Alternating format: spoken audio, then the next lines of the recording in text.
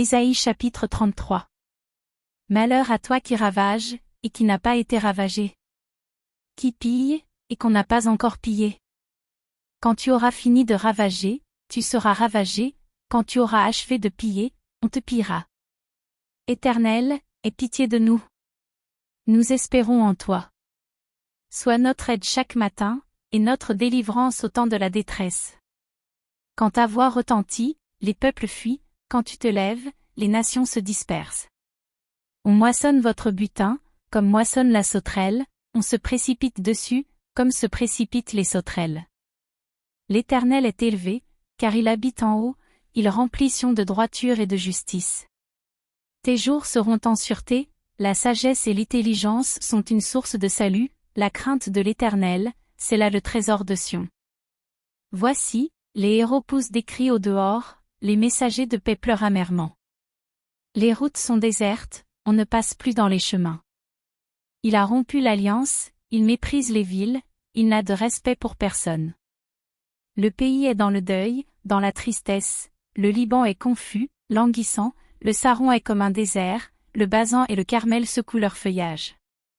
Maintenant je me lèverai, dit l'Éternel, maintenant je serai exalté, maintenant je serai élevé. Vous avez conçu du foin, vous enfanterez de la paille, votre souffle, c'est un feu qui vous consumera. Les peuples seront des fournaises de chaux, des épines coupées qui brûlent dans le feu. Vous qui êtes loin, écoutez ce que j'ai fait. Et vous qui êtes près, sachez quelle est ma puissance. Les pécheurs sont effrayés dans Sion, un tremblement saisit les impies, qui de nous pourra rester auprès d'un feu dévorant? Qui de nous pourra rester auprès de flammes éternelles?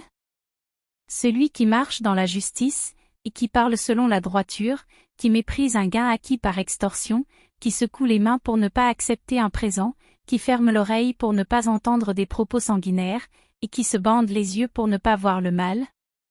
Celui-là habitera dans des lieux élevés, des rochers fortifiés seront sa retraite, du pain lui sera donné, de l'eau lui sera assurée. Tes yeux verront le roi dans sa magnificence, ils contempleront le pays dans toute son étendue. Ton cœur se souviendra de la terreur, où est le secrétaire, où est le trésorier? Où est celui qui inspectait les tours? Tu ne verras plus le peuple audacieux, le peuple au langage obscur qu'on n'entend pas, à la langue barbare qu'on ne comprend pas.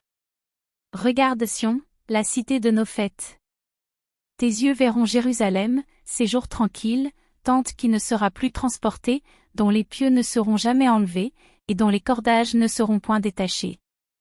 C'est là vraiment que l'Éternel est magnifique pour nous, il nous tient lieu de fleuves, de vastes rivières, où ne pénètre point de navire à rame, et que ne traverse aucun grand vaisseau.